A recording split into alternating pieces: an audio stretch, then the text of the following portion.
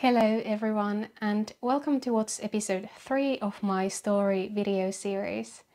My name is Iris Linnea and in this story episode I'm going to give a little summary of my journey with an inflammatory bowel disease and how it led me to have a permanent ostomy. Now in my previous story episodes I started from the point where I already had an illness and I had been going through operations. It woke me up to make a big change in my life and to really follow my soul path. But I just felt necessary that before I continue with this story series or my other kind of videos, it would be good to actually explain a bit more how my journey with the illness went. It really is a long story, so I'm trying to keep this quite short and just explain the most important events. When I fell ill, I was 20 years old and it was 2015. I had been working as an au pair in England, and when I came back to Finland, my home country, I started studying in university in a new city. Very soon after starting studies, I started experiencing symptoms of illness. I didn't know what it was, but I had stomach pain and diarrhea and bleeding, and quite soon I got the diagnosis of ulcerative colitis. Now looking back to this time, I can see that there were many things in my life that wasn't going too well. I was trying to do too much myself, more than I had energy for. I was feeling quite stressed. We had a lot of, too much to study, I think.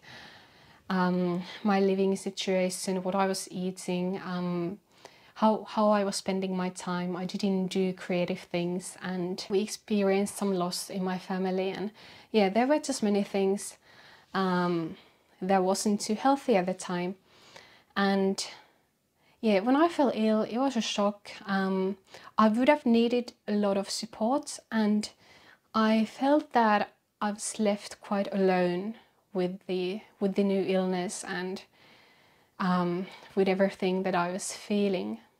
For example, there was this one time when I was in hospital.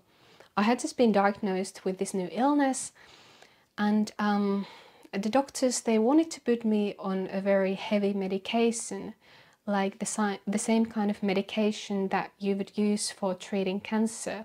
I was still so shocked and like facing an identity crisis. And I remember that I was in a hospital room, it was quite dark. The doctors, they came in to talk to me about the medication. I had some questions. I wanted to know about the side effects. I was feeling so anxious. And one of the doctors, she was very experienced in her field. But when I asked her about the side effects, she was like, well, you may start growing a beard. And then she gave this like little laughter, like, and then they left the room. And I was just there alone, and I was like crying in the dark room because I was so, I don't know, I was so scared, I was anxious, and oh my goodness.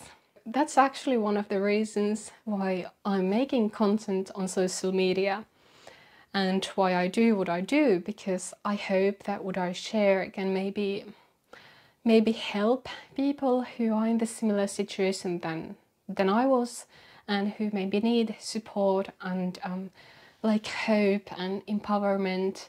Nowadays I have so much more skill to help myself, to ask for help when I need it, and to deal with doctors and hospitals and this kind of situations. But yeah, the situation was different when I was just very young and newly diagnosed. Anyways, I started the medication, and for a while my illness, it was actually in remission.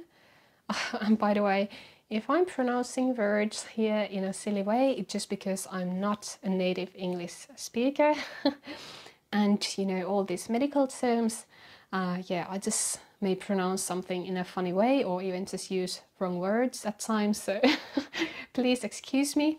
So I was in remission. It's actually not, I'm not a fan of the word, but anyways, there was a time when I wasn't having the symptoms of colitis.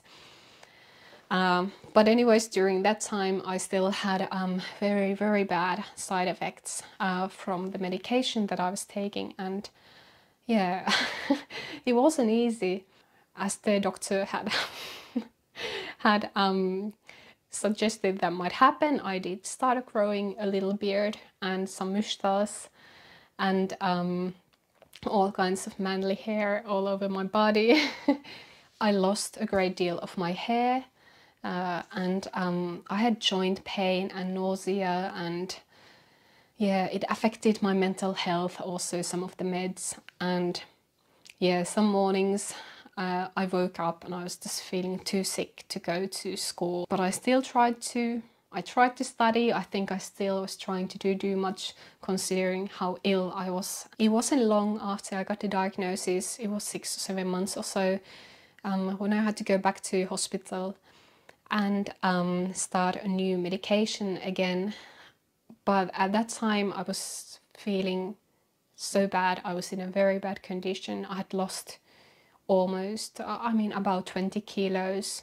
My immune system was quite low, and yeah, I had been trying different kind of diets and all this that people often do when they are diagnosed with IBD.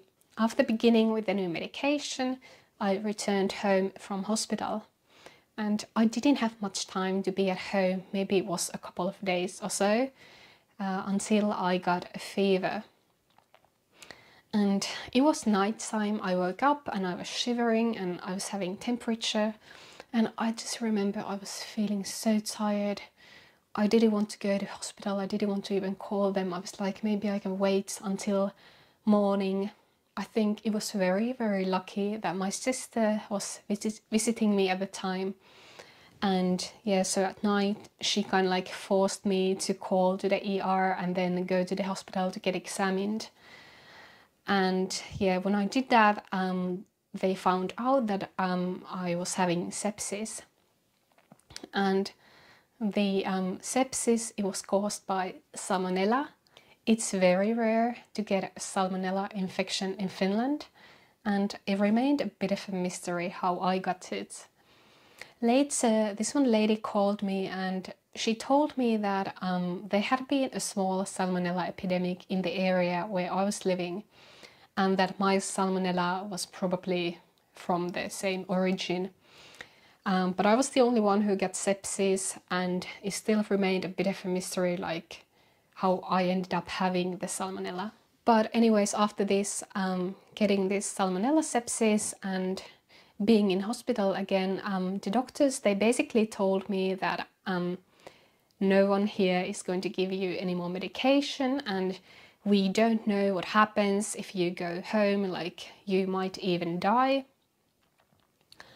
And they just told me that like my only best option would be to have an operation to remove my large intestine and to create an ostomy. I agreed to have ostomy surgery, and I believe that it was the best thing to do. Even though it was also bizarre and like crazy what was happening, I only had a few days time to even prepare for the operation. At this time I actually have a peaceful memory of it, because I think it was the first time in my life that I felt like really this like total acceptance and surrender to what was happening in my life, and it brought me this very deep and beautiful sense of peace. This video was becoming so long that I decided to split it in 2 parts. I will explain the rest of my journey with IBD and these surgeries in the next story episode. If you want to get a notification when I publish the next video, just hit the subscribe button on my channel. Thanks for watching and take care.